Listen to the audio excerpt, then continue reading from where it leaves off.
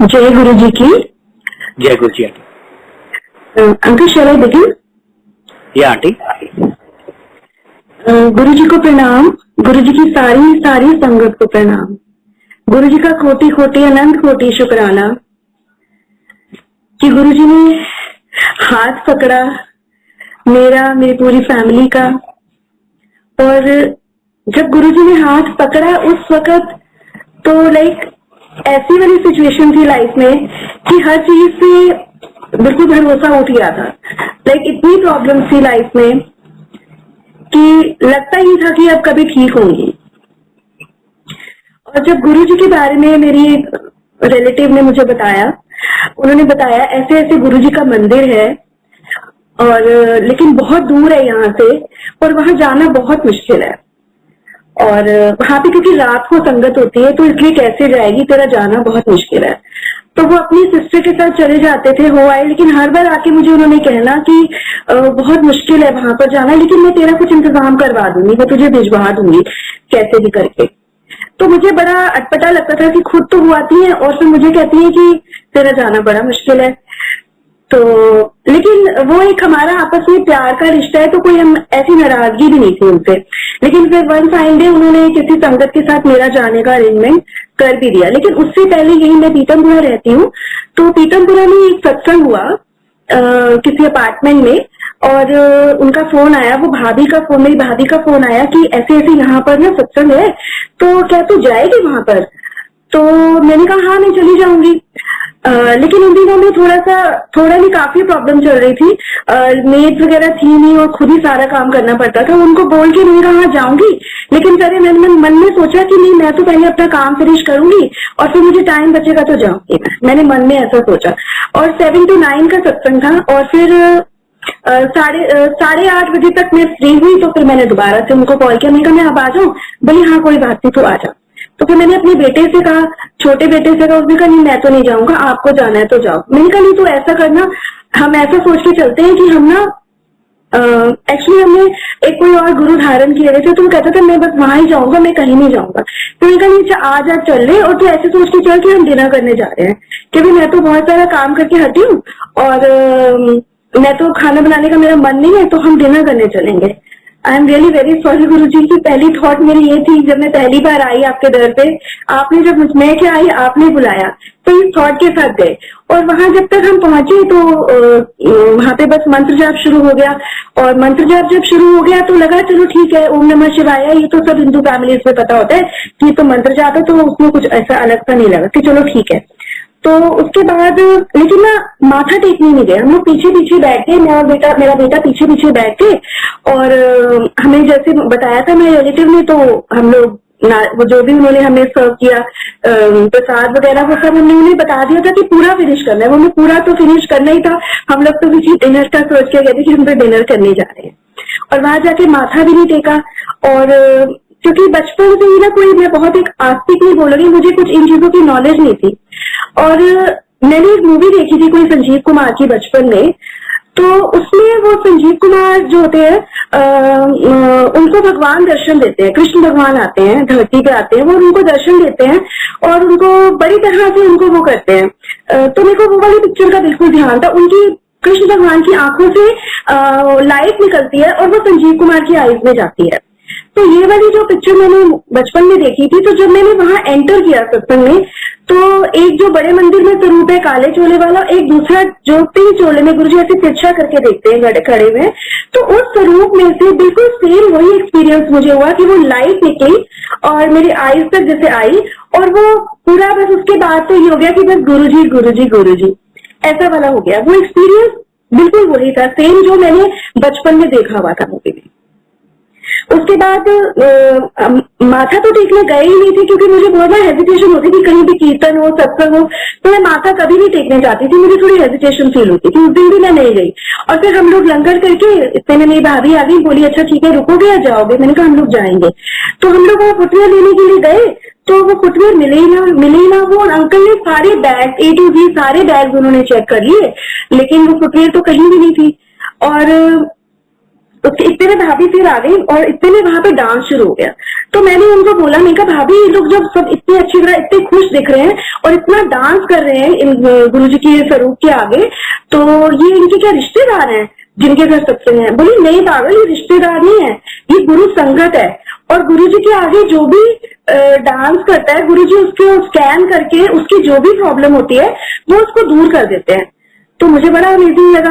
मैं कहा चलो फिर, मैंने तो माथा नहीं टेका, मैं कहा चलो फिर चलते हैं आगे, डांस भी करेंगे। फिर मैंने माथा टेका और डांस भी किया। लेकिन मेरा बेटा जो था मेरे साथ, छोटा बेटा मेरे साथ गया था, उन्होंने कहा नहीं मैं तो नहीं जाऊंगा, मैं तो यहाँ पे चप्पल ढूंढूंगा खड़े होके।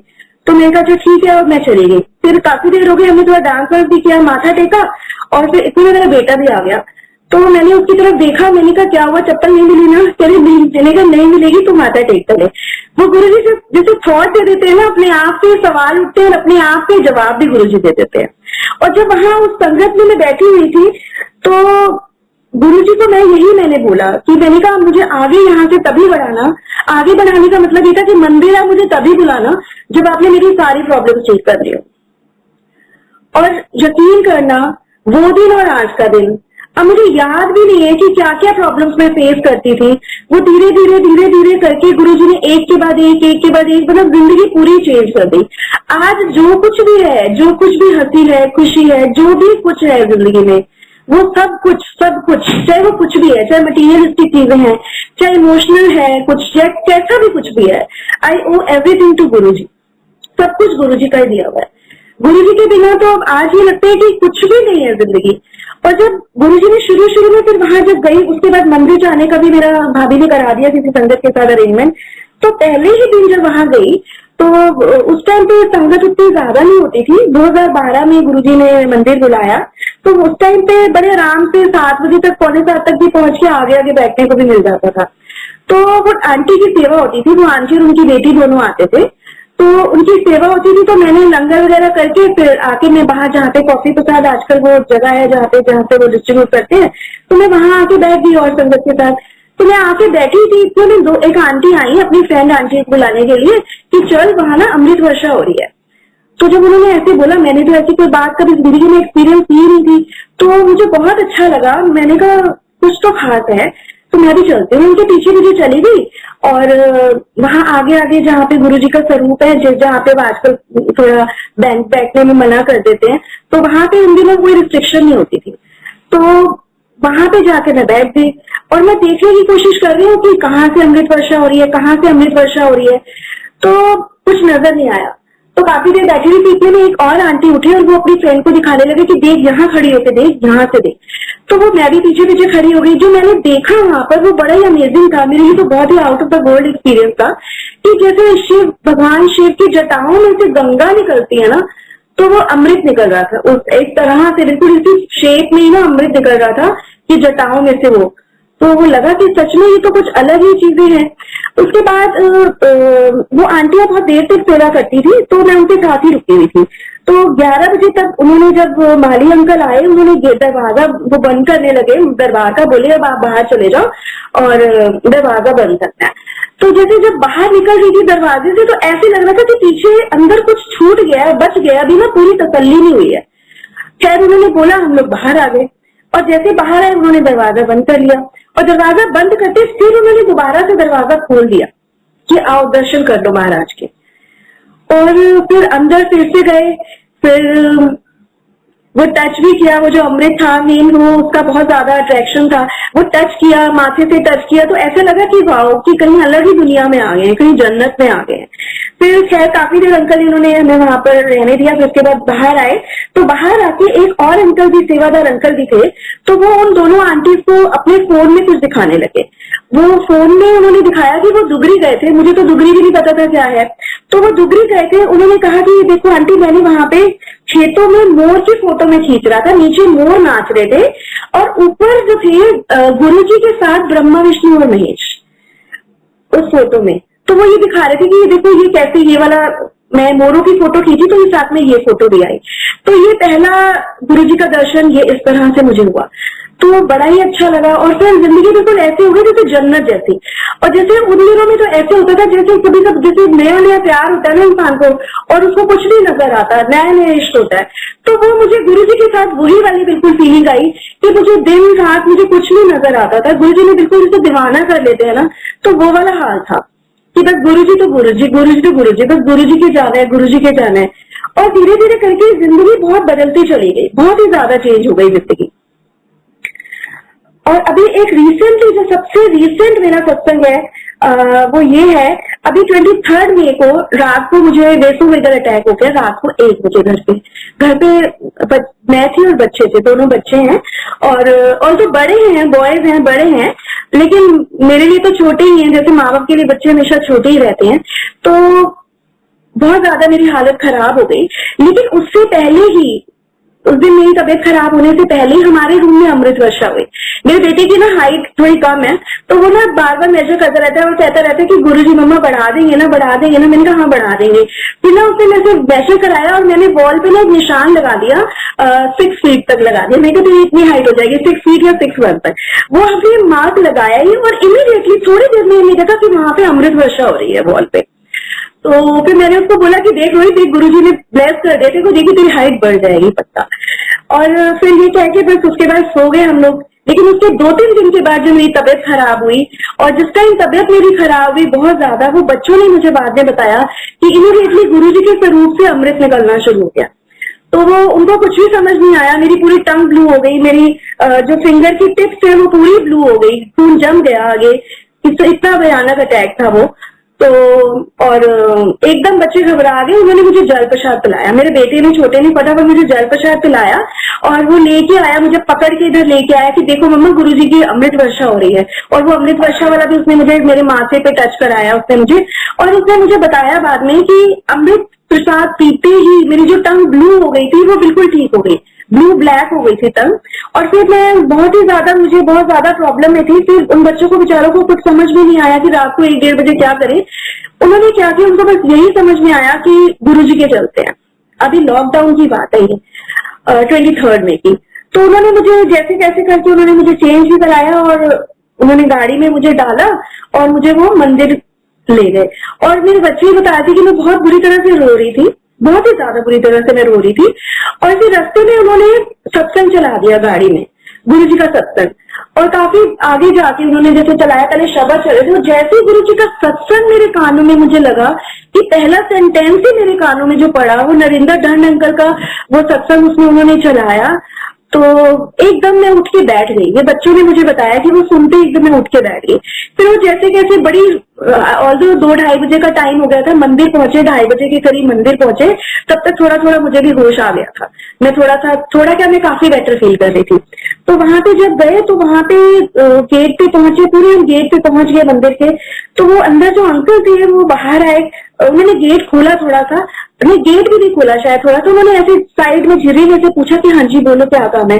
तो बच्चे ने बताया ऐसे ऐसे मम्मी की बहुत ज्यादा तबीयत खराब हो गई है तो मम्मी को लेके आए हैं। तो वो पहले तो बहुत हैरान हो गए वो अंकल, वो बच्चों को लगा शायद माली अंकल थे। वो बोल रहे थे कि ये लो जल प्रसाद उन्होंने दिया, समाधि मंदिर से जल प्रसाद दिया। और वो बार बार बस एक ही बात पूछ रहे थे कि आप लोग अंदर कैसे आ गए, आप लोग मंदिर के गेट तक आ कैसे थे। जब उन्होंने ऐसे बोला तो हमें भी स्ट्राइक किया कि हाँ ये लोग बोल रहे हैं तो कुछ ऐसे बात होगी। और जब वापसी वहां से मुड़े तो वहां से मुड़ के जो है जब देखा तो जितने भी बैरिकेड थे वो सारे साइड में एक लाइन में लगे हुए थे, कि वो अब हमें भी नहीं पता और किसी को भी नहीं पता कि वो सारे बैरिकेड साइड में कैसे हो गए। बट समहाउ ये लोग घर ले आए, तबीयत तो मेरी काफी ठीक हो गई थी लेकिन फिर भी बहुत वीकनेस थी। तो मॉर्निंग में इन्होंने डॉक्टर को जब कॉल किया तो डॉक्टर ने छूटते ये कहा कि बहुत ही ब्लेस्ड है और बहुत ही पॉजिटिव है, इनको तो किसी ने, भगवान ने हाथ दे के बचाया है। ये इतनी ब्लेस्ड है कि ये अटैक ये कैसे झेले, सिवाय ब्लेसिंग्स की और कोई चीज हो ही नहीं सकती। ये जो बची है ये बस ऊपर वाले की कृपा से बची है। और वो जो डॉक्टर है वो भी गुरुजी को मानती है, तो बहुत ज्यादा तो नहीं जाती लेकिन हाँ वो भी मानती है गुरुजी को, जानती है वो गुरुजी के बारे में, और उनको भी पता है कि हाँ हम लोग गुरुजी को फॉलो करते हैं। तो उसके बाद धीरे धीरे लाइक थोड़ा ठीक होना शुरू हो गई। और फिर बहुत टाइम हो गया था कि लंगर वगैरह का भी, जैसे पहले तो जब मंदिर खुला था तो यही होता था कि कुछ भी है तो चलो मंदिर चलो, लंगर करके आएंगे, गुरु जी के दर्शन करके आएंगे तो ठीक हो जाएगा।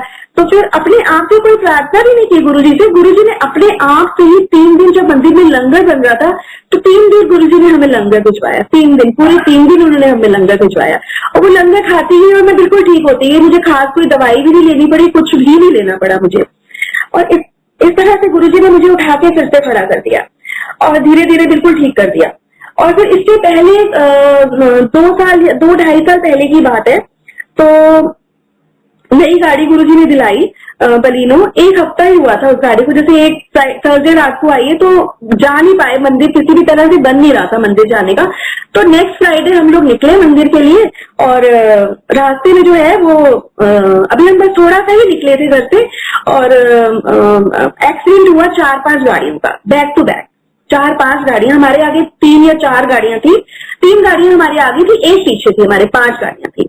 तो वो आगे से तो बिल्कुल बच गए, लेकिन पीछे से गाड़ी पे पीछे से बहुत जोर से आके एक टैक्सी ने बहुत जोर से टक्कर मारी। तो वो बिल्कुल ही पीछे से गाड़ी बिल्कुल खत्म हो गई और एकदम कुछ समझ ही नहीं आया। और वो दरवाजा था वो भी थोड़ा लॉक सा हो गया, तो कुछ समझ में नहीं आया कि एकदम से हुआ क्या। बहुत तेज बस यही लगा कि झटका लगे और कुछ हुआ है और कुछ भी नहीं हुआ किसी को। एकदम बस फिर वहां पे एकदम ट्रैफिक वगैरह सारा रुक गया तो किसी ने गाड़ी का दरवाजा खोला तो बाहर आ गए हम लोग, मैं भी, ड्राइवर भी। और तो मैं ड्राइवर ही गया था और वो ड्राइवर भी बहुत ट्रेन ड्राइवर था। तो लेकिन वो गुरुजी ने बिल्कुल ही बाल बाल बचा लिया। और वो जो ड्राइवर था ना पीछे, वो था टैक्सी वाला, वो बहुत उस पर बहुत गुस्सा तो बहुत आया कि तूने क्या किया है कि एकदम इतनी जोर से तूने पूरी गाड़ी खराब कर दी है। लेकिन साथ ही साथ में मन में ये भी था कि ये कितनी बड़ी बात है कि इतना बड़ा एक्सीडेंट हुआ है। मैं पीछे जहां मैं बैठी थी वहीं सबसे ज्यादा हिट किया था और वो गुरुजी ने मुझे एक खरोच भी नहीं आने दी। इतने में वो किसी ने एम्बुलेंस को फोन कर दिया, वो एम्बुलेंस वगैरह सब आ गए, वो ट्रॉमा सेंटर वाले सब आ गए, आके बोले चलो आपको एग्जामिन कर लेते हैं। लेकिन कुछ था ही नहीं, कुछ भी नहीं था। फिर घर में फोन करने में भी डर लग रहा था बड़े बेटे को कि वो बहुत डांटेगा कि एक्सीडेंट हो गया, लेकिन अब कोई चारा तो था नहीं। उसको फोन किया तो वो कहते अच्छा ठीक है मैं आ रहा हूँ। लेकिन वो पीछे इतना जैम लग गया 2-3 किलोमीटर कि उसको भी आने में थोड़ा सा टाइम लग गया। फिर वो फाइनली पुलिस वाले आए, उन्होंने गाड़ी वाड़ी सब हटवा दी। वहां से नीचे फ्लाईओवर के ऊपर हुआ था एक्सीडेंट और गाड़ी उन्होंने साइड में लगवाई, वो सारा जैम वगैरह खुल गया तो मेरा बेटा भी आ गया। तो वो भी आ गया तो उसने आते ही बोला अच्छा आप तो ऐसा करो पहले तो ना आप जाओ। उसने हमें बोला कि मैं आपको बुक कर देता हूँ टैक्सी। बोला नहीं आप ये वाली गाड़ी ले जाओ और आप जाओ मंदिर। तो अब डर लग रहा था कि नहीं गाड़ी नहीं लेके जानी, तो बोला अच्छा आप टैक्सी में बुला देता हूँ। लेकिन टैक्सी आने में भी टाइम लग रहा था। इतने में एक ऑटो वाला आया और वो बोला मैं चलूंगा मंदिर लेके। तो हम ऑटो पे ही मंदिर चले गए और मंदिर गए और शौक तो बहुत लगा था, बहुत डर भी लगा था क्योंकि मैंने गाड़ी भी बड़ी नया चलाना सीखा था और मेरे दिल में उसके बाद में डर बैठ गया कि नहीं अब मैं गाड़ी नहीं चलाऊंगी। लेकिन वो गुरुजी का बस भरोसा तो इतना ही, गुरुजी ने कहा कि गाड़ी का किसी सामान का अगर कभी भी नुकसान हो जाए ना तो उसको दिल को नहीं लगाना, वो उसका मतलब है कि कोई बड़ा कष्ट आपका काट दिया। तो खैर करते करते थोड़े दिन में फिर दोबारा ड्राइव भी करना शुरू कर दिया। हालांकि बहुत ज्यादा अच्छा नहीं आता मुझे, लेकिन किया उसके बाद। फिर उसके बाद अभी थोड़े दिन पहले गुरुजी ड्रीम में आए। तो ड्रीम में आए तो रास्ते में कहीं मैं खड़ी हूँ, मैं उसी गाड़ी में हूँ। गुरुजी किसी पहले बच्चे से बात कर रहे थे। फिर आके ना मैंने गुरुजी को देखा तो मैं वहां पे रुकी कि गुरुजी खड़े हुए रास्ते में। तो गुरुजी आके मेरी गाड़ी के बोनट के पास ड्राइविंग सीट वाली साइड पे ना गुरुजी खड़े हो गए और उन्होंने मुझे बोला कि ठीक नहीं हो सकती, ऐसे उन्होंने ड्रीम में मुझे बोला। और फिर उसके बाद मैंने गुरुजी को बोला कि गुरुजी घर चलो। फिर गुरुजी घर आए और घर में आके फिर गुरुजी के लिए मूली के पराठे, मैंने लड़की को बोला कि तू मूली का पराठा बना। फिर वो बहुत देर लगा रही थी, मैंने कहा नहीं मैं गुरुजी के लिए ना खुद बनाऊंगी। तो फिर गुरुजी ने मूली का पराठा गुरुजी को ड्रीम में आए तो उन्होंने खाया। तो और ये तो पता ही है कि गुरुजी ड्रीम में आते हैं तो गुरुजी के रियल दर्शन होते हैं। और लगा कि गाड़ी का भी जब उन्होंने बोला है तो कुछ ना कुछ तो बात जरूर है। तो लेकिन लिखा कि गुरुजी हैं, गुरुजी को पता है वो अपने आप ही संभालेंगे, तो कोई चिंता की बात नहीं है। और फिर क्या हुआ, गाड़ी अभी जब मेरा ड्रीम आया तो तभी बस 1-2 दिन पहले या बाद में गाड़ी सर्विस होके आई थी, क्योंकि ये वाली गाड़ी हमारा वो मेजर एक्सीडेंट होने के बाद भी बहुत बार ही लग जाती थी, बहुत बारी कि कोई ना कोई आके उसको हिट करके ही जाता था। तो अभी जब ड्रीम में आया तो फिर दिमाग में आना शुरू हुआ कि गुरुजी ने कहा ठीक नहीं हो सकती। तो फिर गाड़ी नीचे ही खड़ी हुई थी, अभी 2 दिन हुए थे ठीक होके आई थी। और कोई रात को कोई गाड़ी वाला, जबकि हमारा बिल्कुल टी पॉइंट पे घर है तो ऐसा कोई वो भी नहीं है कि मेन रोड पे है कुछ है, कोई टैक्सी आई, वो आके उसने गाड़ी बैक करी और उसने हिट कर दिया। और गाड़ी के अंदर, और वो बहुत बुरी तरह से फिर से डैमेज हो गई। उसका फ्रंट जो है वो पूरा डैमेज हो गया, उसके 2-3 पार्ट जो है वो खराब हो गए। फिर उसके बाद उसको ठीक भी नहीं कराया, लेकिन ये था कि हाँ देखो गुरुजी ड्रीम में आए तो गुरुजी ने उस गाड़ी को घर खड़े ही हिट करा के उन्होंने कितना बड़ा हमारा उन्होंने कल्याण करा होगा कि हमें बचाया होगा जरूर, पक्की बात है। ये तो पूरा विश्वास है गुरुजी पे। तो इस तरह से 2 बार तो ये मेजर चीजें हैं कि गुरुजी ने जान बचाई। ऐसे एक बार हमारे घर में जब रिपेयर चल रहा था तो मेरा बेटा, हमारा 3rd फ्लोर पे घर है, फ्लैट्स में घर है हमारा, तो वो नीचे उतरा ना तो एकदम बहुत बड़ा सा पत्थर, काफी बड़ा था कि अगर वो उसको लगता तो उसको बहुत नुकसान पहुंचता। तो एकदम से दौड़ा ऊपर आया कि मैंने कहा क्या हुआ, कह रहे मम्मी इतना बड़ा पत्थर पता नहीं कहां से आके मेरे पैर के बिल्कुल पास में गिरा है, कि अगर 1 इंच भी इधर से उधर होता तो मुझे लग सकता था वो। पर वो गुरुजी की ही ब्लेसिंग है कि गुरुजी का ही उसमें हाथ है कि गुरुजी हमें इतनी बड़ी मुसीबतों से इतनी छोटे हल्के तरीके से बचा के बिल्कुल ले जाते हैं। और ये तो इसके अलावा भी बहुत सारे सत्संग हैं। ये जो घर है मेरा हमारा जिसमें हम लोग रहते हैं, इस घर के जो मेरे हस्बैंड 2012 में माय हस्बैंड पैस्ड अवे, और फिर उसके बाद कुछ चीजों के लिए हमें पेपर्स घर के चाहिए थे। तो उन्होंने जो पेपर दिया था मुझे, वो मैंने दिखाया कि ये पेपर है, तो वो देख के उन्होंने बोला ये तो कुछ भी नहीं है, इसके अकॉर्डिंग तो आपका ये घर कोई भी जिसके पास भी पेपर है वो क्लेम कर सकता है आपका घर। तो वो बड़ा डर लगा कि अब क्या करें, अब कोई रास्ता तो था नहीं कि करें क्या। खैर काफी टाइम ऐसे बीत गया। फिर ऐसे मैंने अपनी फैमिली में बात की तो उन्होंने बोला कि ना इसके लिए FIR करनी पड़ेगी। तो अब FIR करने में भी डर लगी, तो उन्होंने कहा चलो मैं किसी को भेज के मैं FIR करवा दूंगा। तो उन्होंने FIR करवा दी और मैंने दे दी कि ठीक है आप वकील से बात करके वो करो, लेकिन वो वकील से वो FIR की जो ओरिजिनल कॉपी थी वो भी खो गई। तो FIR भी जब करने जाना था तो मैंने गुरुजी को कहा, मैंने कहा गुरुजी आप ही करा देना, अब वो FIR तो इतनी जल्दी से करते नहीं, आप देख लेना। और जब मैं पुलिस चौकी के बाहर में पहुंची तो क्योंकि वो जिसको उन्होंने भेजा था मना कर दिया पुलिस वाले ने कि जिनका घर है वो खुद आके FIR करे। तो फिर मैं वहां गई, घर के पास ही है पुलिस स्टेशन, तो वहां पे एकदम बाहर गुरुजी की गाड़ी खड़ी थी और गुरुजी की बड़ी खुशबू आई वहां पर। तो मन में विश्वास हो गया कि हाँ गुरुजी आ गए हैं, तो गुरुजी अपने आप ही जो भी करेंगे देख लेंगे। तो जाते ही FIR वगैरह हो गई, ऑल्दो वो FIR खो भी गई और उसकी जरूरत भी नहीं पड़ी बात में। तो उसके बावजूद मैं मन में ना गुरुजी को कहती थी, गुरुजी क्योंकि वो पेपर जब खो जाए, कुछ भी नहीं है किसी के पास, तो वो पूरी चेन होती है फ्लैट्स में, जैसे 5-6 लोग थे, एक ने बेचा दूसरे ने खरीदा, और हमारे पास तो कुछ भी नहीं था। लेकिन हाँ फैमिली ने बोला कि आपने किसी को बताना नहीं है कि पेपर खो गए, आपको भी पता है घर आपका है, हमें भी पता है, आपने बस चुप रहना है, पेपर्स की कहीं भी आपने बात नहीं करती। तो मैं किसी से भी इस बारे में जिक्र ही नहीं करती थी। बस मन में ना जब भी ख्याल आता था ना तो मैं गुरुजी को कहती थी कि गुरुजी मैं कहाँ जाऊंगी ये पेपर निकलवाने, हो सकता है DDA से निकल भी आए, लेकिन आप देखो मैं कहाँ जाऊंगी, आप ऐसा करना प्लीज, आप ये पेपर ना मुझे ना आप घर में अपने हाथों से लाके मुझे दे देना। मैंने कहा मुझे तो पता नहीं है पेपर्स कहाँ है, लेकिन आपको तो पता है ना गुरुजी पेपर्स कहाँ रखे हुए हैं। मैं हमेशा सिर्फ यही बात कहती थी। और फिर ऐसे एक बार मुझे इस बात को करते करते 2015 हो गया, 2012 से 2015 हो गया, अप्रैल 2015, 3 साल हो गए। तो लेकिन कुछ भी बन नहीं रहा था, बस चुपचाप रह रहे थे कि ठीक है जो भी है, बाकी के जो भी प्रूफ चाहिए होते वो सब हमने सारी कुछ बनवा लिया, पासपोर्ट, आधार कार्ड, बच्चों के, मेरे, सब कुछ बनवा लिया। बस एक फाइनल भाई मेरे बेटे का वो आया, पासपोर्ट बन के आया। पासपोर्ट उसका पहले माइनर में बना था तो उसमें सिग्नेचर गलत थे, तो वो करते करते रह गया, तो दोबारा से जब बनने के लिए था तो उसका मेजर नहीं बन के आया, अडल्ट में बन के आया पूरा जितने भी साल का बनता है। तो वो आया, मैं उसी टाइम स्कूल से बस आई थी तो डोरबेल बजी, पहले तो वो पोस्टमैन आया, उसने वो दिया पासपोर्ट दिया मेरे बेटे का। तो पासपोर्ट लेके मैं अंदर आ गई और अंदर ना रूम में बैठी, बेडरूम में, तो गुरुजी का स्वरूप लगा हुआ था वहां बेडरूम में। तो मैंने गुरुजी को ऐसे ही बोला, मैंने कहा गुरुजी आपने सारे बाकी तो सारा कुछ आपने पक्का करा दिया, सारे प्रूफ है, लेकिन जो मेन चीज है कि घर के पेपर्स है नहीं, अब इन प्रूफ का क्या करेंगे। बस इतना ही मैंने बोला था। और साथ में मैंने एक लाइन गुरुजी को और बोली, मैंने कहा गुरुजी अगर ये घर मेरे बच्चों के हक का है तो आप उनको दिला देना। आप यकीन करना, ये शब्द मैंने बोले, एक सिंगल लाइन मैंने बोली, इतने में हमारी डोरबेल दोबारा बजती है और हमारे दरवाजे पे 2 अंकल खड़े हुए थे। तो वो अंकल खड़े थे, तो उन्होंने जैसे मैंने दरवाजा खोला, उन अंकल ने कहा कि ये मेरे हस्बैंड का नाम लेके बोला कि उनका घर है। मैंने कहा हाँ जी, क्या आप उनकी वाइफ हो? मैंने कहा हाँ जी।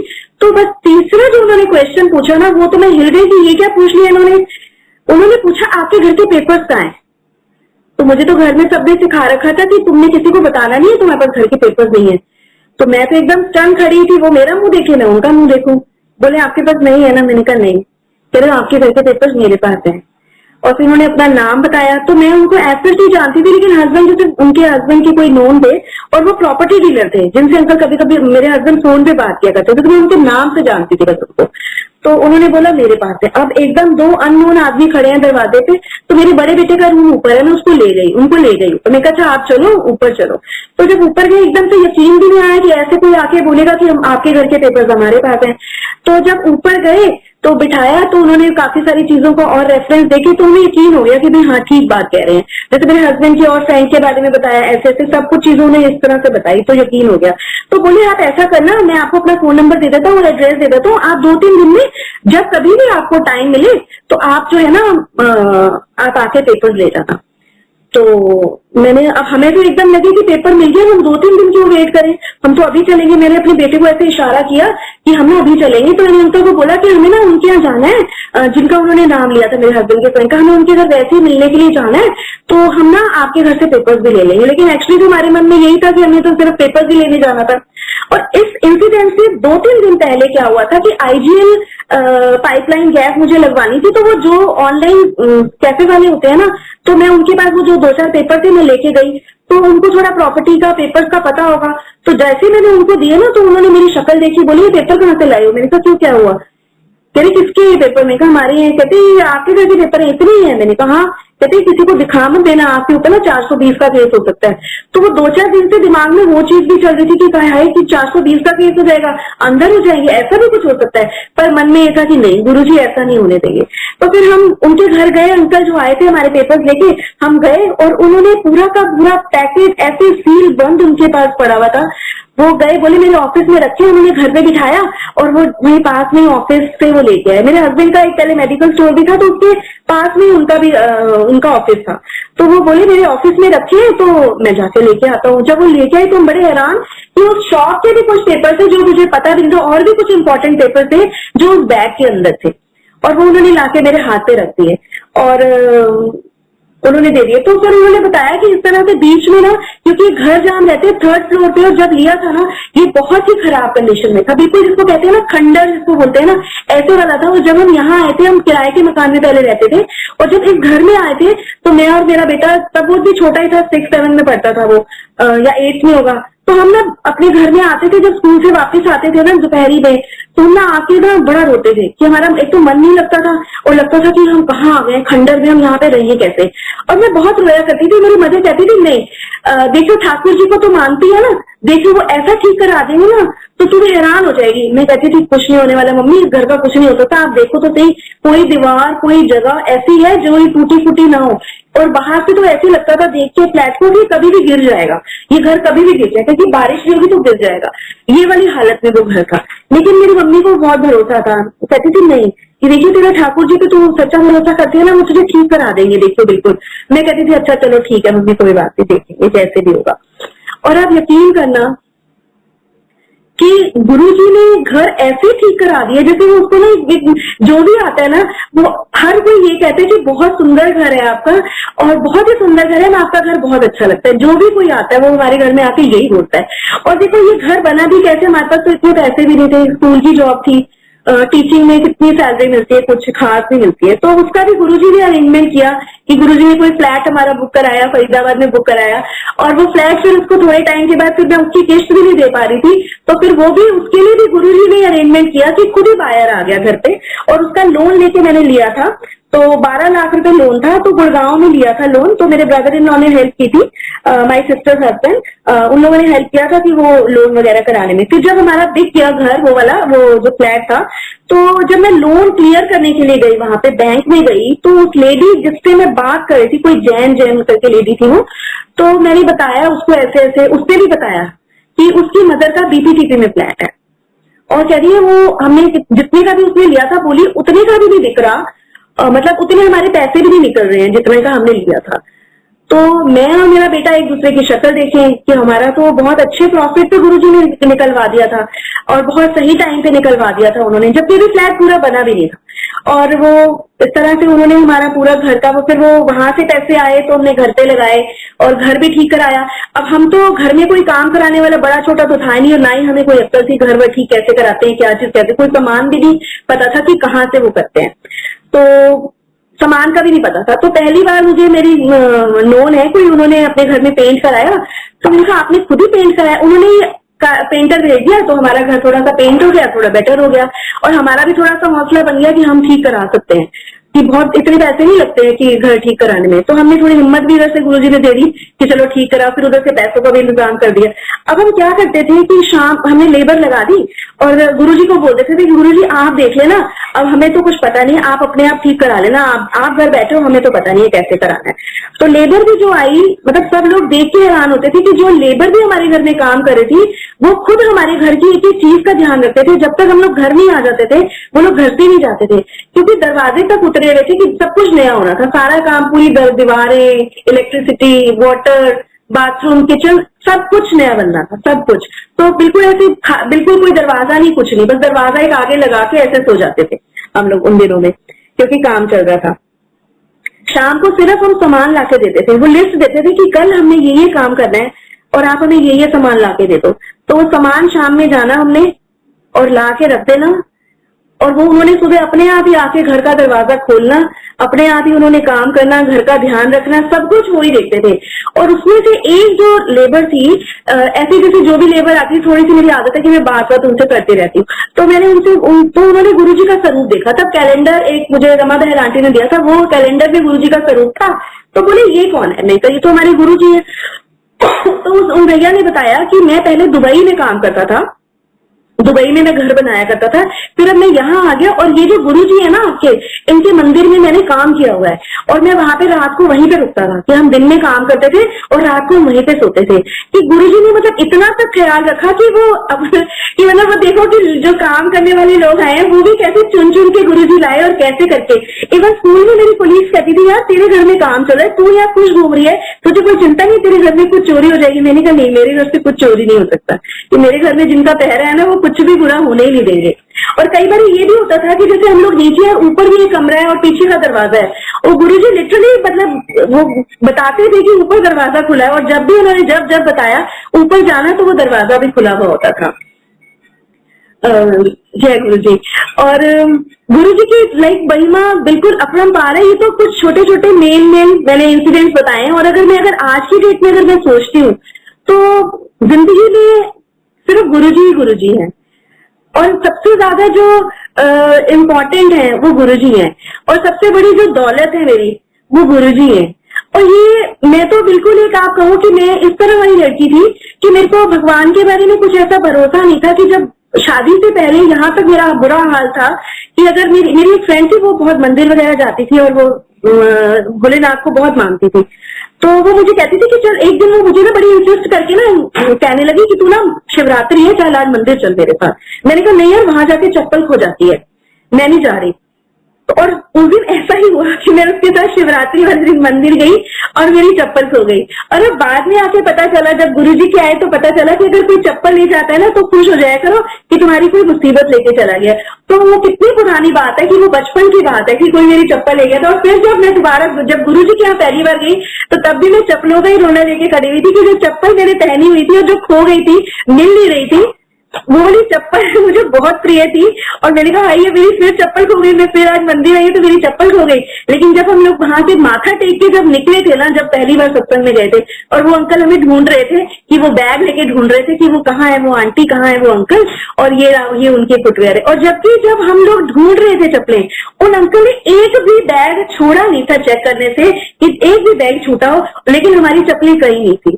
ये सब गुरुजी की महिमा है, और गुरुजी ने खुद ही धीरे धीरे ये एहसास करा दिया, ये बता दिया गुरुजी ने,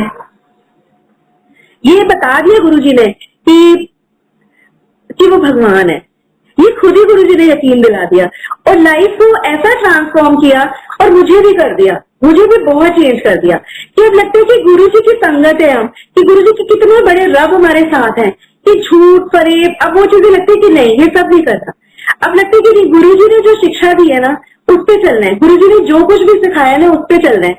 और अभी कल गुरुजी का सत्संग है घर पर, सेकंड सैटरडे को गुरुजी कराते हैं घर पे सत्संग, और आज मुझे शाम को एकदम ऐसी फीलिंग आई कि मैं आज ही दरबार लगा लूं।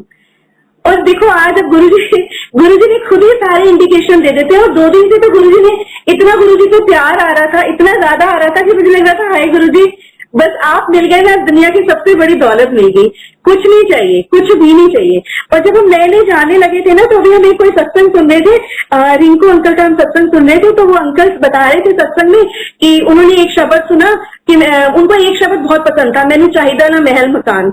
और जब हम शुरू में गए थे ना गुरुजी के पास, तो ये शब्द जैसे चले ना, मैं और मेरा बेटा एक दूसरे को देखे कि ये क्या हमें तो चाहिए, हमें तो ये सब चाहिए। और हमने वो शब्द भी सुनना बंद कर दिया था कि हम वो शब्द भी सुनते थे कि अगर वो शब्द सुनेंगे तो हमारी सब प्रेयर ये वाली हो जाएगी कि हमें तो महल और मकान नहीं चाहिए, जबकि हमें चाहिए था।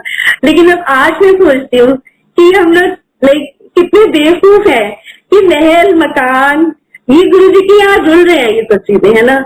और जो सबसे खास है वो हमारे गुरुजी हैं, और सब उससे भी ज्यादा प्यारा जो है ना वो गुरुजी का प्यार है।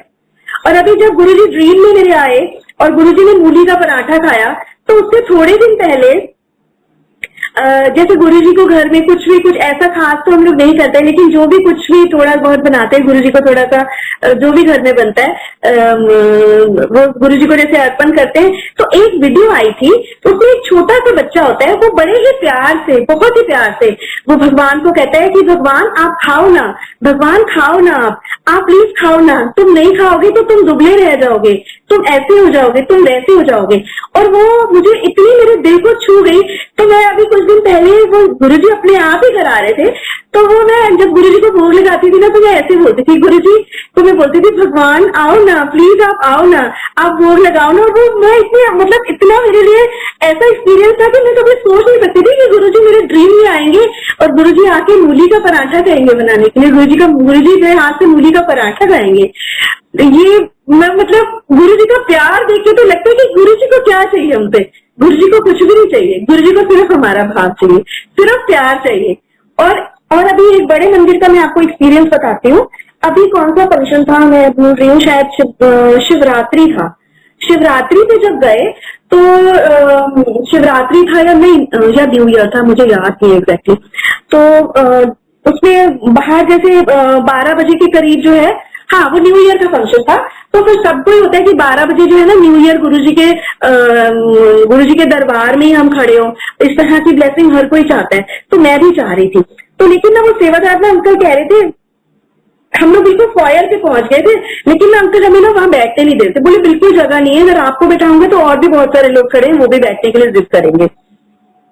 तो और एक अंकल पीछे खड़े थे, बोले आप ना कुछ भी मत कहो, देखना गुरुजी आपको भी जब जैसे 12 बजेंगे ना गुरुजी आप बिल्कुल आप वहां गुरुजी के सामने खड़े होगे।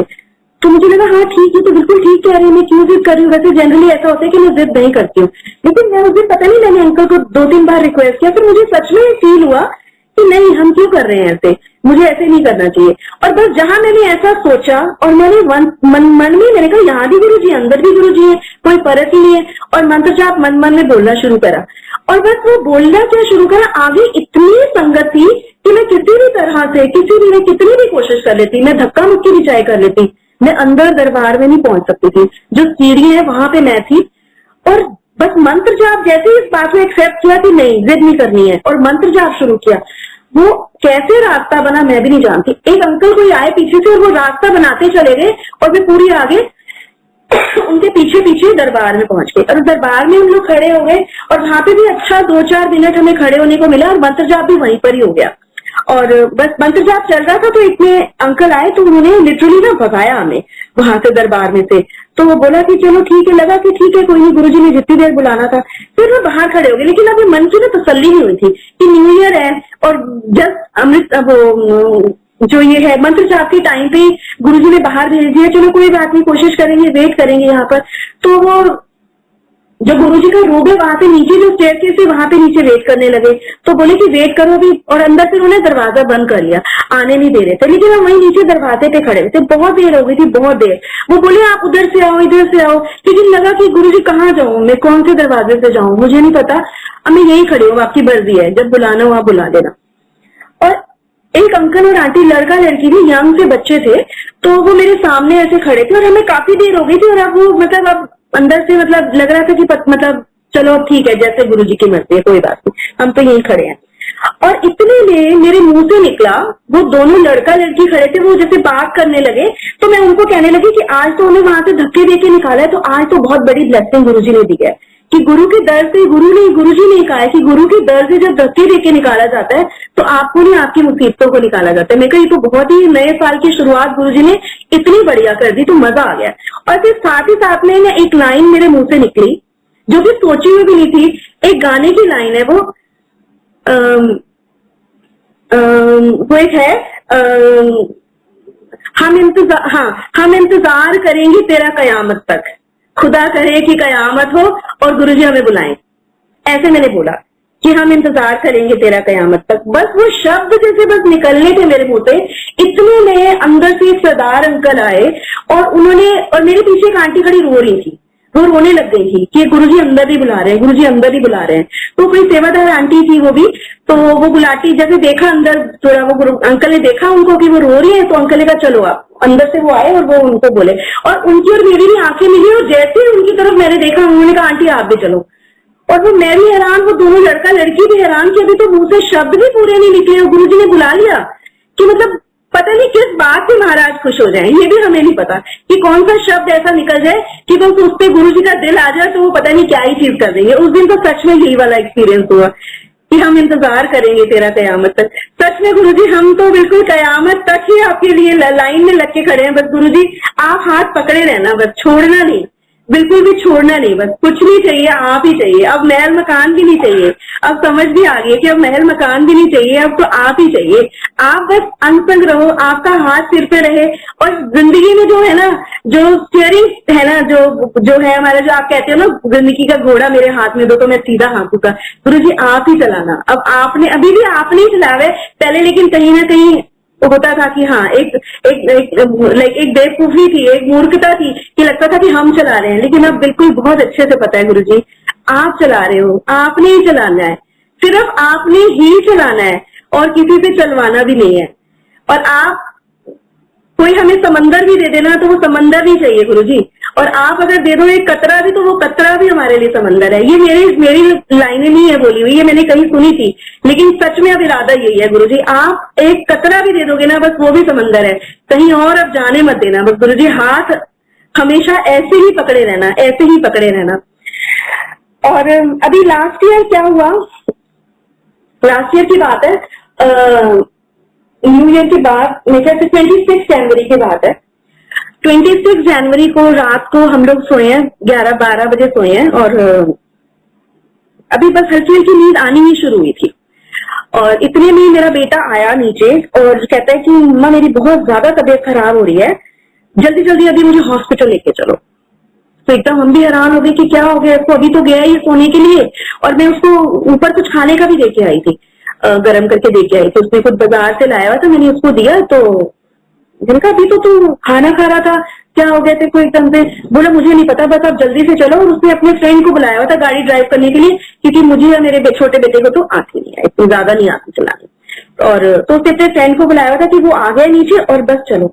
तो उसको गाड़ी में बिठाया, गाड़ी में बिठाने से पहले अब हमारे पास तो बस एक ही दवाई है, गुरुजी का नाम, गुरुजी का जल प्रसाद, तो और वही ठीक भी करता है, हमें हमेशा वही ठीक करता है। तो बस मैंने गुरुजी का जल प्रसाद दिया, जल प्रसाद ऐसा नहीं था, तो वो गुरुजी का लॉकेट 7 टाइम्स वो डिप किया, ओम नमः शिवाय किया, वो ग्लास लिया साथ में, और बस गाड़ी में बैठे वो उसको पिलाना शुरू कर दिया, और साथ में बस मंत्र जाप शुरू कर दिया। और बस चलने से पहले मैं गुरुजी को अरदास करी, मैं कहा गुरुजी मुझे कुछ नहीं पता, आप देख लो। हम लोग पहुंचे, 40 गए, इमरजेंसी में रात के 1:30-2 बज रहे थे, वहां पहुंचे तो वहां पे उसका ब्लड प्रेशर वगैरह चेक किया, उसकी ईसीजी की, ब्लड प्रेशर बहुत हाई था उसका, ईसीजी की, और वो बहुत घबराया हुआ था। तो उन्होंने बोला कि कुछ नहीं है इसको, उन्होंने थोड़ी सी उसको जो भी उसको ट्रीटमेंट देना था ईसीजी वगैरह की, बोले वो ठीक है, लेकिन बीपी बहुत हाई था। तो और वो बहुत ही घबराया हुआ था, बहुत ही ज्यादा। तो वहां पे उन्होंने थोड़ी देर रखा, जैसे फर्स्ट एड थोड़ी सी देते हैं, बोले कुछ नहीं है इसको, यंग बच्चों को ना कभी कभार ना एंग्जाइटी हो जाती है। तो उसके बाद 2-2.5 घंटे में हमें लगा पता नहीं एडमिट करेंगे क्या करेंगे, लेकिन बस गुरुजी को बोला गुरुजी आप देख लो, और गुरुजी तो देख ही लेते हैं, गुरुजी पे जो छोड़ते हैं वो तो पूरा देख ही लेते हैं। तो बस 2-3 घंटे में हम आ गए, लेकिन उसके बाद उस दिन के बाद से ये रूटीन सा बन गया कि उसने जो है ना आधी रात में उसकी तबीयत खराब होनी और हमने फिर हॉस्पिटल भागना, 40 उसको लेके जाना और वहां पे 2-4 घंटे वहां स्पेंड करने और फिर हमने घर आना। तो ये बिल्कुल एक रूटीन बन गया था, मतलब जिंदगी में बस यही हो गया था कि रात को मतलब सोने के टाइम ये लगता था, मतलब सोते नहीं थे कि भाई, एक तरह से बिल्कुल अलर्ट हो जाते थे कि बस अभी ये किसी भी टाइम ये आएगा और ये कहेगा चलो, और इसके साथ हॉस्पिटल जाते थे लोग। ऐसे करते करते हमें ये भी नहीं पता कि कितनी बार हम हॉस्पिटल गए हैं, कितनी बार गए हैं, वहां वही होना, ईसीजी होनी, ये होना, वो होना, सब कुछ होना, और उसके बाद उन्होंने हमें घर भेज देना। और ऐसे करते करते जो है, और उससे जस्ट जिस रात में उसकी तबीयत खराब हुई है, तो मैं इसको वैसे ही कह रही थी उसी दिन या 1-2 दिन पहले से मैं कह रही थी कि हर्ष मुझे तो थोड़ा ठीक नहीं लग रहा, तो ना डॉक्टर के पास हो गया। एक होम्योपैथ है जिससे हम लोग ट्रीटमेंट लेते हैं, तो उसकी अपॉइंटमेंट ना उसको मिली थी, वो मिली नहीं, वो नए पेशेंट को थोड़ा टाइम लेके देखती है। तो उसने कहा नहीं अभी नहीं, बाद में आना, मैं अभी आज ही देख पाऊंगी। और उसी रात उसकी तबीयत खराब हो गई। फिर उसको जब पता चला कि तबीयत ऐसे ऐसे खराब हो गई है, तो फिर उसको भी बहुत बुरा लगा, और फिर इसको जब लेके जाने लगे वहां पे चेकअप वगैरह के लिए, टेस्ट वगैरह इसके सब कराए, तो थोड़ी बहुत थी, जैसे आजकल सबको ये विटामिन डी, B12 ये सब चीजें उसके अंदर कम थी, कमजोरी थी। लेकिन इसका बीपी का बहुत ज्यादा प्रॉब्लम आ रहा था कि बीपी इसका मतलब बिकॉज ऑफ लाइक कोई भी रीजन था ही नहीं, अंडरलाइन रीजन कुछ था ही नहीं, हमें तो पता ही नहीं था कि क्या रीजन है क्या नहीं, कुछ भी नहीं था ऐसा। और बीपी लेकिन इसका नहीं आता था कंट्रोल में। तो एक दिन उसके पास फॉलोअप के लिए गए डॉक्टर के पास, वहां पे बैठे हुए थे, और वहां पे जब हम बैठे थे तो इतने में घर से फोन आया मेरे छोटे बेटे का। हम लोग चाबी साथ में ले गए थे, बोले कि ना मम्मी आप चाबी, मुझे नहीं पता कैसे भी भिजवाओ, मैं नहीं ले रहा हूँ, मैं थक गया हूँ, आप चाबी मुझे दे दे। तो मेरा बड़ा बेटा मेरे साथ था, चेकअप के लिए गया था, और वो कहते मैं देके आता हूँ चाबी। मैंने कहा मैं जाती, कहते नहीं मैं देके आता हूँ। वो निकला होगा, और इतने में वो निकला है गेट से, और अंदर एक बाबा ने एंटर किया है, नंगे पैर, हाथों में उन्होंने लकड़ियों के टुकड़े उठाए हुए थे, और एकदम बिल्कुल इतने धड़ल्ले से वो अंदर आए।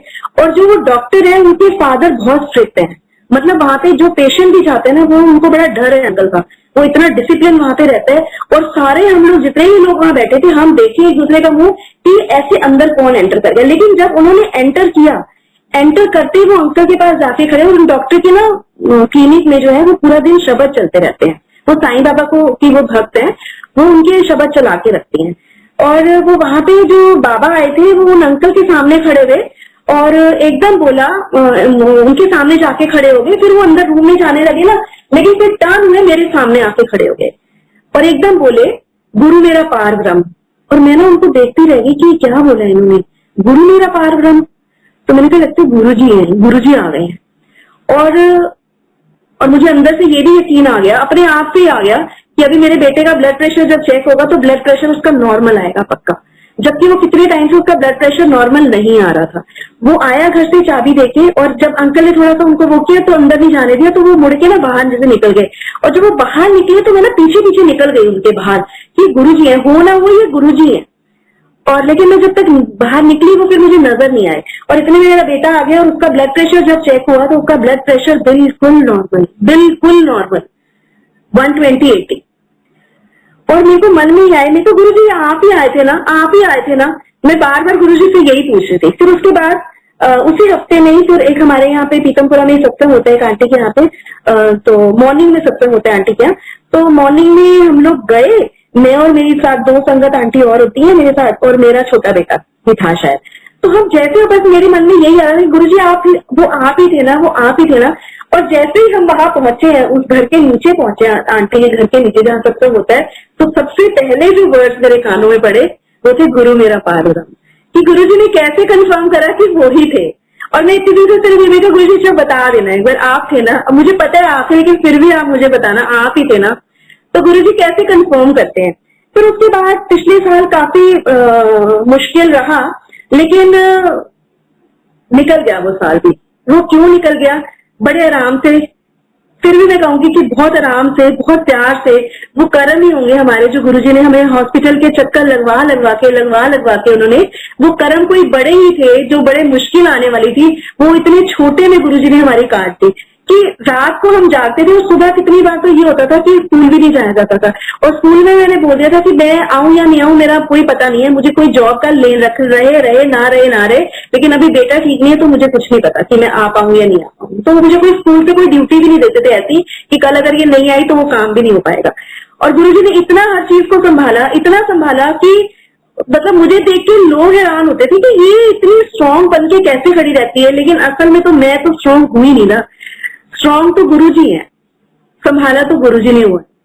इसीलिए हम लोग भी बस चले जाते थे और आ जाते थे, ऐसे जैसे पिकनिक भी मनाने नहीं जाते हैं कि हम बस पिकनिक करके वापस आ रहे हैं। हालांकि डर बहुत लगने लग गया था, मतलब रात होते ही डर बहुत लगता था, लेकिन फिर भी बस गुरुजी का भरोसा था जो बस टिकाए रखा जिसने हमें। और गुरुजी के बारे में तो मेरी सिस्टर ने मुझे एक दिन बताया कि जब कहती मैं ना आपको दीदी पागल समझती थी। मैंने कहा क्यों, पागल क्यों समझती थी? कहती जब आप बोलते थे ना कि मेरे घर के कागज नहीं मिल रहे, गुरुजी मेरे हाथ में आके दे जाएंगे, देखियो गुरुजी मेरे हाथ में आके दे जाएंगे, तो कहती मैं सोचती थी कैसे गुरुजी हाथ में आके कैसे देके जाएंगे। लेकिन अब वो भी इतना यकीन करती है गुरुजी पे कि हर बात में वो भी गुरुजी गुरुजी करती है। जबकि जब पहली बार में जब मैंने गुरुजी के यहाँ जाना शुरू किया था ना, तो वो मेरे घर आई थी। तो मेरे से बहुत छोटी है मेरी बहन, लेकिन वो पूजा पाठ में, भक्ति में वो मुझसे बहुत आगे है, बहुत आगे थी भी और है भी। मैं तो कहीं भी स्टैंड नहीं करती हूँ। तो जब मैंने उसको बताया ना, उसको पता था कि हम लोग वृंदावन जाते हैं, तो वृंदावन जाते हैं तो अब मैं यहाँ जाने लग गई हूँ। तो गुरु उसने बोला कि हर मतलब आप कभी किसी बाबा पे चले जाते हो। मेरे बेटे ने भी बोला मुझे, मम्मी आप कभी किसी बाबा पे चले जाते हो, कभी किसी बाबा पे चले जाते हो, क्योंकि हमने पहले गुरु धारण भी किए हुए थे 2 बारी, लेकिन पता कुछ भी नहीं था, कुछ कख भी, जैसे कहते ना मैंने कख भी नहीं पता थी कि गुरु होंगे, की रब होंगे, की भगवान होंगे। आई न्यू नथिंग, कुछ भी नहीं पता था। बस ये होता था कि बस पता नहीं कहाँ जाके, यहाँ कोई कह रहे हैं ना तो चले जाओ, शायद हमारी कोई प्रॉब्लम सॉल्व हो जाएगी।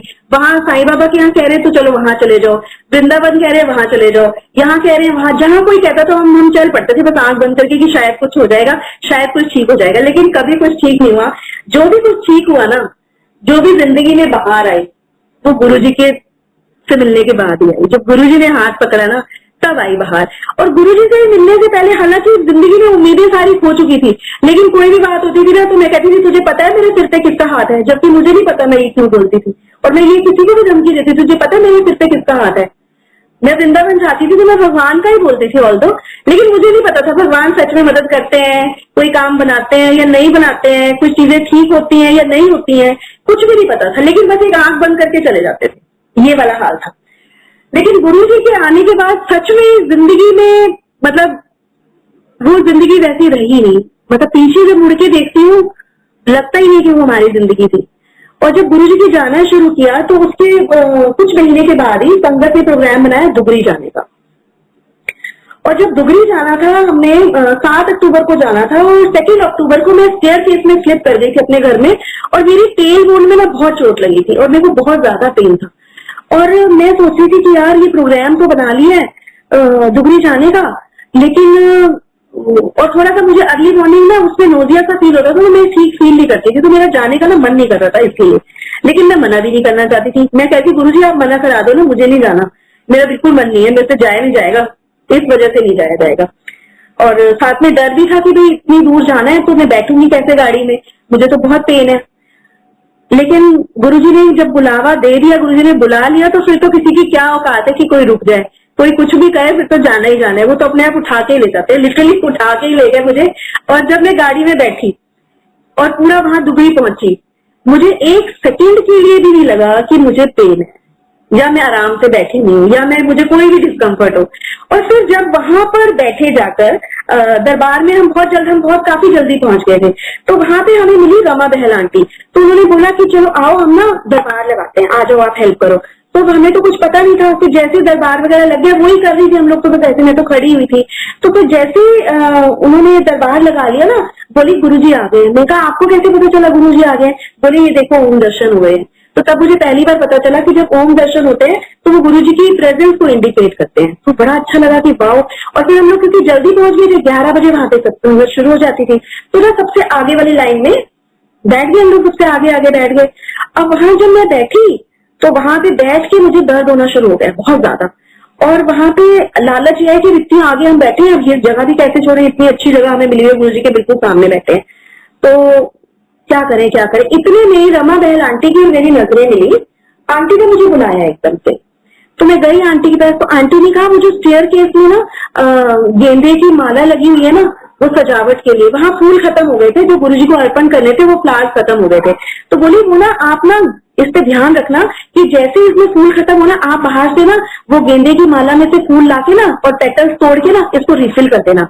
अरे मुझे तो जैसे मुंह मांगी, मुझे तो मुराद से मिल गई कि भाई वहां पे बैठना भी नहीं पड़ा, आना जाना भी होगा, थोड़ी मूवमेंट भी हो गई और सेवा भी मिल गई कि वहां से बाहर से फ्लावर्स लाने और वो गोल को रिफिल करना है। तो बड़ा ही अच्छा लगा, बड़ा मजा आया। तो उन दिनों में वहां पे कोई इतना ऐसा कोई, जैसे अब तो बहुत अरेंजमेंट हो गए हैं, बहुत चीजें हो गई हैं, बड़ा फॉर्मल हो गई हैं चीजें। तो फिर उसके बाद देखा कि नीचे हॉल में लंगर हुआ करता था, नीचे जहाँ पे अब वो गुरुजी का वो रूम भी बन गया है और वो है जगह भी। तो वहां पे जैसे सब हमने भी लंगर कर ली, लंगर करके देखे तो वहां पे टब पानी के भर के रखे हुए थे। वो पानी के टब जो भरे हुए थे, तो वहां पे खुद से ही हमने, कि कोई भी नहीं है, सब कैसे जल प्रसाद कैसे लें, तो वो खुद से अपने आप से वो डाल डाल के देना शुरू कर दिया और वो भी सेवा हो गई। और उसके बाद जब वहां से दुगरी से वापस चले तो एक गाड़ी पे लिखा हुआ था टर्निंग, मेरे आगे एक गाड़ी निकली, उस पे लिखा हुआ था टर्निंग पॉइंट। और जो गुरुजी मैसेजेस भी मुझे देते हैं ना, वो ऐसे होता है, गाड़ी के पीछे लिखा होगा, कहीं ना कहीं मुझे लिखा हुआ मिल जाता है और वो बिल्कुल मैसेज होता है, क्लियर मैसेज होता है गुरुजी का। तो टर्निंग पॉइंट, तो मैंने मन में सोचा क्या ये मेरी लाइफ का टर्निंग पॉइंट है गुरुजी, और वो सच में ही उस दिन जो दुगरी से मैं वापस आई हूँ, वो मेरी लाइफ का टर्निंग पॉइंट ही था। उसके बाद से there was no looking back, मतलब दिन और रात। और गुरुजी ने मतलब हर तरह से हर चीज की गुरुजी ने इतनी पूर्ति कर दी जिंदगी में कि लगा ही नहीं, अब लगता ही नहीं है कि जिंदगी में कभी कोई कमी भी थी। इस तरह से गुरुजी ने इतना जैसे तरह दिल भर के हर चीज इतनी दे दी, इतनी चीज दे दी। और सबसे बड़ी चीज जो दिया गुरुजी ने, वो दे दिया गुरुजी ने संतोष। और उससे भी बड़ी बात जो गुरुजी ने सिखाई कि मेरे से बड़ा कोई नहीं है, और मेरे से बड़ा तेरा कोई रखवाला भी नहीं है, और मेरे से बड़ा तेरा कोई सगा भी नहीं है। और गुरुजी ने धीरे धीरे ऐसे पर्दे उठाने शुरू किए सबके, सारे रिश्तों के, सब चीजों के, कि देख तो इसको अपना समझती थी, ये देख इसकी असलियत देख, इसको अपना समझती थी, देख इसकी असलियत देख, इसको समझती है तो अपना, इसको देख, इसको देख, इसको देख। मतलब एक पॉइंट ऐसा आया, मैं कहा गुरुजी ये तो बिल्कुल सारा भ्रम ही टूट गया, भ्रम में तो हम जिंदगी जीते रहते हैं, अब ये बिना भ्रम के कैसे जी जाएगी। तो गुरुजी ने कहा मैं हूं ना, सबसे अपना तेरा मैं ही हूं, मेरे सिवा तेरा कोई भी अपना नहीं है। और अब सच में ही, अब मैं गुरुजी को बस एक ही बात कहती हूँ कि गुरुजी बस आप ही अपने हो, आप ही अपने रहना। और अब जिंदगी में गुरुजी ने इतना हौसला भी दे दिया है,